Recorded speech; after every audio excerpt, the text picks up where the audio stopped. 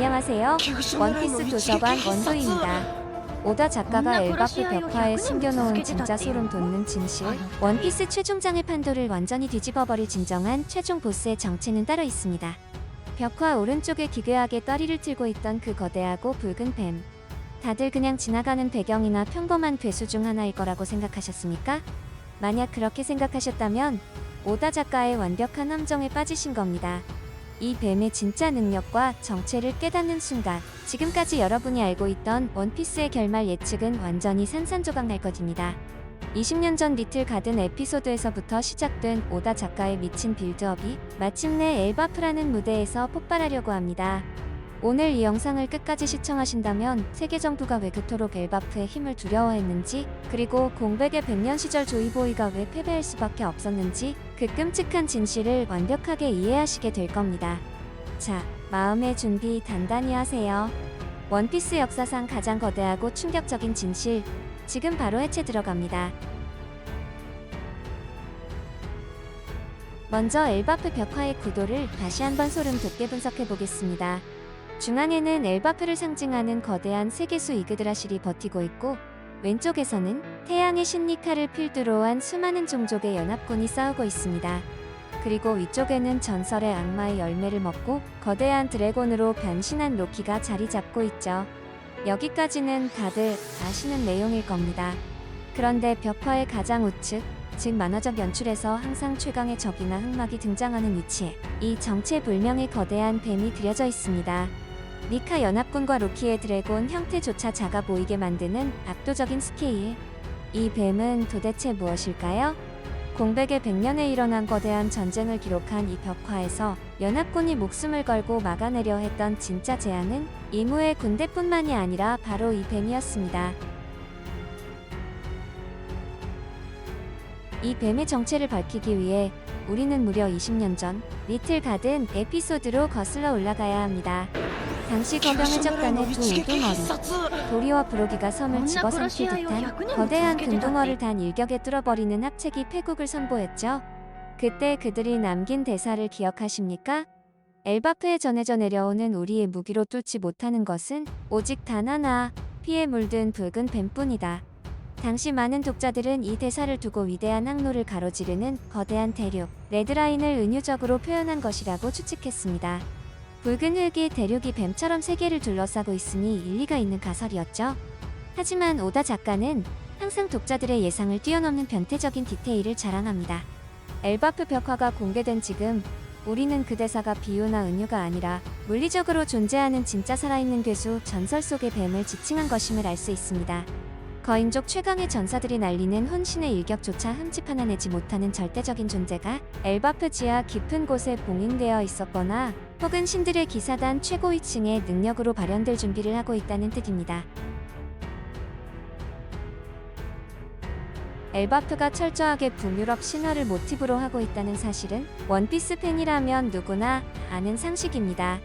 거대한 세계수 이그드라실, 거인족들의 왕국, 그리고 왕자 로키까지.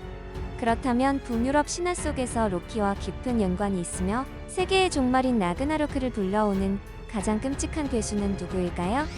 바로 세계를 둥글게 감싸고 자신의 꼬리를 물고 있는 거대한 바다뱀, 요르문간드입니다. 신화 속에서 요르문간드는 바다 깊은 곳에 잠들어 있다가 종말의 날에 깨어나 엄청난 해일과 홍수를 일으키고 대지의 맹독을 뿜어냅니다. 천둥의 신 토르조차 이 뱀과 싸우다 결국 뱀의 독에 중독되어 9발자국을 채 걷지 못하고 쓰러져 죽고 말죠. 원피스 세계관에서 토르의 역할은 거인족 전사들이나 그들의 맹세를 상징합니다. 이 뱀은 거인족 전체를 몰살시킬 수 있는 천적 중의 천적이라는 의미입니다. 그렇다면 이 뱀의 능력은 구체적으로 무엇일까요?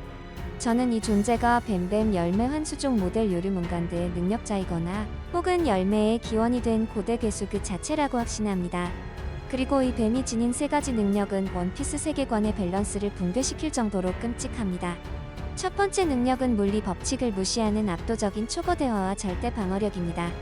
로키의 드래곤 형태가 지니셔 다음과는 크기라고 놀라워하셨습니까?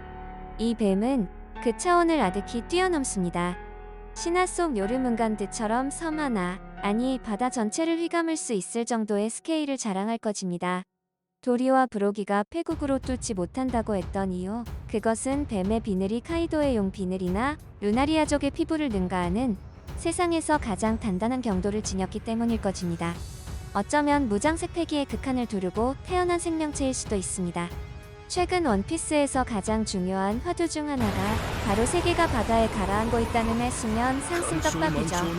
베가펑크의 폭로로 전 세계가 패닉에 빠졌습니다. 이전 영상들에서 많은 분들이 방주노아와 이무의 고대 병기 마더플레임 사용으로 인한 해수면 상승을 분석하셨습니다. 하지만 저는 이 해수면 상승의 또 다른 원인이자 기폭제가 바로 이 거대 뱀, 요르문간드의 각성이라고 생각합니다. 바다 밑바닥에 떠리를 틀고 있던 초거대 생명체가 움직이기 시작하면 어떻게 될까요? 엄청난 해일과 소용돌이가 발생하고 물리적인 해수면 상승이 일어납니다. 악마의 열매 능력자들에게 바다는 가장 치명적인 약점입니다. 그런데 이 뱀은 바다 그 자체를 자신의 무기처럼 다루며 능력자들을 수장시킬 수 있는 말 그대로 악마의 열매 능력자들의 사신과도 같은 존재인 것입니다. 여러분, 공백의 100년 시절 그 강력했던 조이보이와 수많은 연합군은 왜 결국 세계정부 연합에 패배하고 말았을까요? 니카의 상상력을 초월하는 전투력, 거대 로봇 에메트, 거인족과 어인족 등 압도적인 전력을 가지고 있었음에도 불구하고 말입니다. 그의 답이 바로 엘바프 벽화 오른쪽에 이 뱀에 있습니다.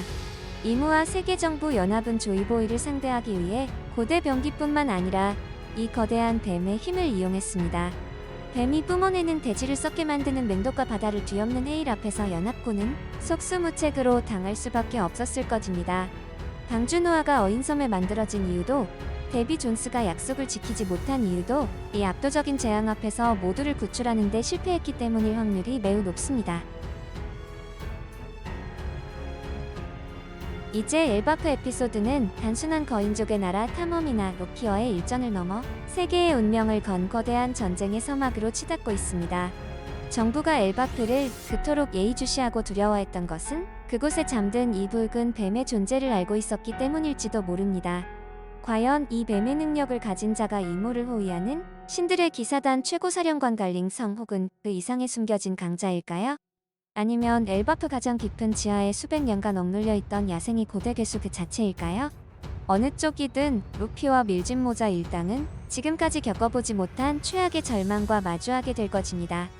니카의 상상력과 로키의 파괴력, 이 두 거대한 힘을 합쳐야만 간신히 맞설 수 있는 세계 멸망의 상징, 그것이 바로 엘바프 벽화에 그려진 세 번째 뱀의 진정한 정체입니다.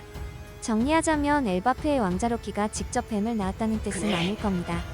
하지만 로키가 엘바프대대로 내려오는 전설의 악마의 열매를 먹고 흉악한 힘을 얻는 과정에서 이 세 번째 뱀의 봉인을 풀었거나 혹은 뱀을 조종할 수 있는 모종의 열쇠를 쥐고 있을 확률이 200%입니다.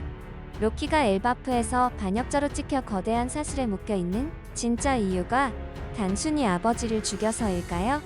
아닙니다. 로키가 바로 엘바프 지하 깊은 곳 혹은 레드라인 밑바닥에 잠들어 있던 이 피에 물든 붉은 뱀을 깨워 세계정부를 멸망시키는 라그나로크를 일으키려 했기 때문입니다. 로키는 이 세 번째 뱀을 이용해 세상을 뒤엎으려는 재앙의 인도자 역할을 하고 있는 것입니다.